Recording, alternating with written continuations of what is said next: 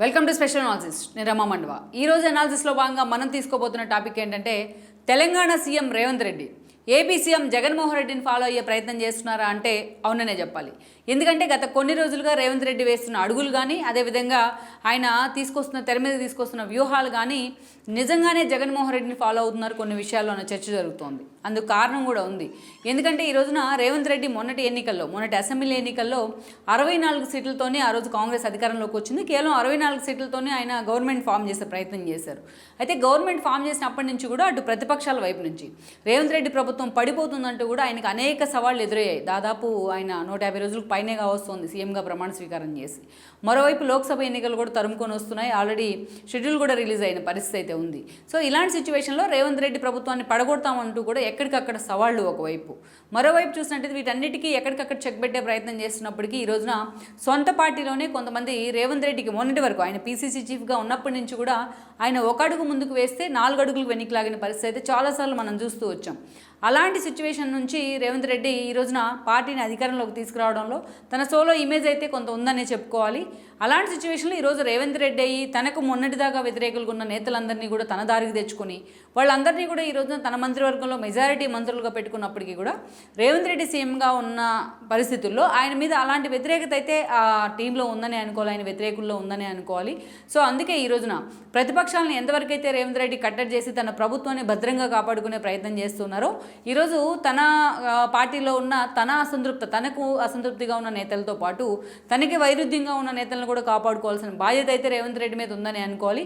అందుకే ఈరోజు తనకంటూ కూడా ఒక సోలో ఇమేజ్ లైక్ మనం గతంలో చూసాం. జాతీయ స్థాయి పార్టీ అయినప్పటికీ కూడా కాంగ్రెస్ పార్టీ గతంలో వైఎస్ లాంటి ముఖ్యమంత్రులు దానికి అతీతంగా తమకంటూ కూడా ఒక సోలో ఇమేజ్ అయితే క్రియేట్ చేసుకునే ప్రయత్నం చేశారు. దట్ మీన్స్ సోలో ఇమేజ్ అంటే ఇక్కడ సోలో ఐడెంటిటీ ఒకటి క్రియేట్ చేసుకునే ప్రయత్నం చేశారు. తమకంటూ ఒక టీంని తయారు చేసుకున్నారు. సో ఇక్కడ రేవంత్ రెడ్డిని చూసినా అలాంటి ఫార్ములానే ఫాలో అవుతున్నట్టు కనిపిస్తోంది.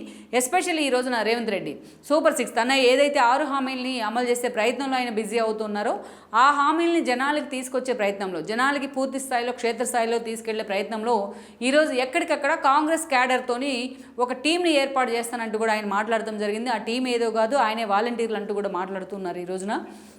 సో ఇలాంటి ఒక వాలంటీర్ వ్యవస్థను ఏర్పాటు చేసుకోవడం ద్వారా ఎక్కడా కూడా లంచాలకు కానీ అవినీతికి కానీ తావివ్వను అనేది రేవంత్ రెడ్డి చెప్పే మాట.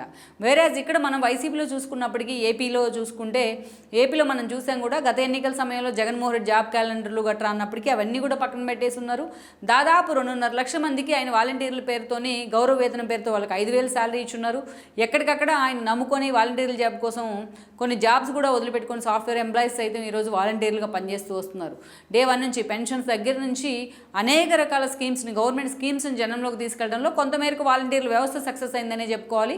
బట్ వాళ్ళని మాత్రం కేవలం పేరుకి వాళ్ళని వైఎస్ఆర్సీపీ క్యాడర్కి మేము జాబులు ఇచ్చామని చెప్పుకుంటూ వచ్చారు. కానీ ప్రభుత్వం నుంచే 5,000 వేతనం ఇస్తున్నారు. ఇటీవల 1,000 పెంచడం జరిగింది ఎన్నికల సమయంలోనే.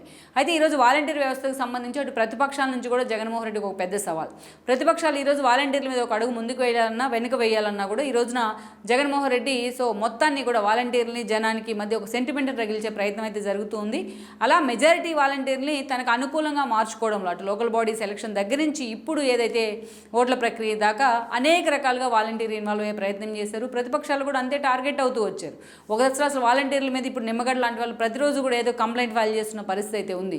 గతంలో పవన్ కళ్యాణ్ లాంటి వాళ్ళు మాట్లాడిన సమయంలో కూడా అదే కాంట్రవర్సీ అయ్యాయి. ఇక ఈరోజు తప్పని పరిస్థితుల్లో చంద్రబాబు నాయుడు కూడా 10,000 ఇస్తాం వాలంటీర్లకి మేము అధికారంలోకి వస్తే అంటూ కూడా వాళ్ళని కన్విన్స్ చేసే ప్రయత్నం అయితే జరుగుతోంది. అంటే వాలంటీర్లు అనధికారికంగా ఈరోజు వైసీపీ కార్యకర్తలే, బట్ రేపటి ఎన్నికల్లో వాళ్ళు వైఎస్ఆర్సీపీకి అనుకూలంగా వ్యవహరిస్తారంటంలో కూడా మెజారిటీ చోట్ల ఎలాంటి సందేహం లేదు. సో సేమ్ అలాంటి టీంనే ఈరోజు రేవంత్ రెడ్డి కూడా తాను డిప్లాయ్ చేసుకోవాలని చూస్తూ ఉన్నారు. ఈరోజు చూసినట్లయితే కాంగ్రెస్ క్యాడర్తోని ఎక్కడికక్కడ కాంగ్రెస్ కార్యకర్తలతోని ప్రభుత్వ సంక్షేమ పథకాలు తాము ఎంతో ప్రిషియస్గా తీసుకొచ్చిన 6 హామీల్ని జనంలోకి తీసుకెళ్ళాలి అంటే ఈరోజు తనకి కూడా ఒక వాలంటీర్ వ్యవస్థ ఉండాలి. గ్రామాన వాళ్ళందరినీ కూడా సుశిక్షితులైన క్యాడర్ అని చెప్పి రేవంత్ రెడ్డి చెప్తున్నప్పటికీ అది వాలంటీర్ లాగానే చూడాలి. ఎందుకంటే స్వచ్ఛందంగా సేవ చేసేందుకు ఎవరైతే ముందుకు వచ్చే అవకాశం తక్కువగా ఉంటుంది. సో వాళ్ళకి ఎంతో కొంత లైక్ జగన్మోహన్ రెడ్డి లాగే గౌరవ వేతనం అయితే ఇవ్వాల్సి ఉంటుంది. అయితే వీటన్నిటి వెనుక ఏపీలో వాలంటీర్ వ్యవస్థ లాగే రేవంత్ రెడ్డి కూడా విమర్శలు ఎదుర్కోవాల్సి వస్తుంది. వస్తుందా ప్రతిపక్షాల నుంచి అనేది మనం పక్కన పెడితే ఈరోజు ముఖ్యంగా అలాంటి ఒక క్యాడర్ని రెడీ చేసుకోవడం ద్వారా తనకంటూ తన ఫాలోవర్స్ని ఒక టీమ్ను రెడీ చేసుకోవడం ద్వారా రేవంత్ రెడ్డి తనకంటూ ఒక సోలో ఇమేజ్ని ఒక అథారిటీని అయితే క్రియేట్ చేసుకోగలరు. అందుకే వాళ్ళందరికీ కూడా ఇందిరమ్మ యాక్షన్ ఫోర్స్ అని పేరు పెడతానంటూ కూడా కొంతమంది మాట్లాడుతూ వస్తున్నారు కాంగ్రెస్లో. సో ఈ విషయంలో ఆయన జగన్మోహన్ రెడ్డిని బ్లంట్గా ఫాలో అయ్యే ప్రయత్నం అయితే చేస్తూ ఉన్నారు. మరి ఈ విషయంలో రేవంత్ రెడ్డి ఎంతవరకు కూడా జగన్మోహన్ రెడ్డి తీరులో ఆయన ఎంతవరకు కూడా ఫాలో అయ్యి సక్సెస్ అవుతారు, మరి ప్రతిపక్షాలు అదే స్థాయిలో కూడా విమర్శలు ఎక్కువ పెట్టే అవకాశం అయితే ఉంటుంది. ఏపీ ఇష్యూస్ని కంపేర్ చేసే అవకాశం కూడా ఉంటుంది.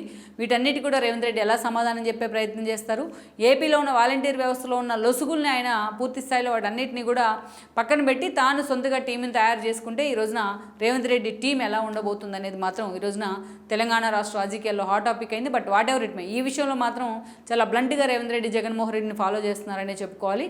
మరి రేవంత్ రెడ్డి స్టెప్ ఈ విషయంలో ఎంతవరకు సక్సెస్ అవుతుంది అనేది మనం చూడాల్సి ఉంది. ఈ వీడియో మీకు నచ్చినట్లయితే please share, like and subscribe R24 Telugu.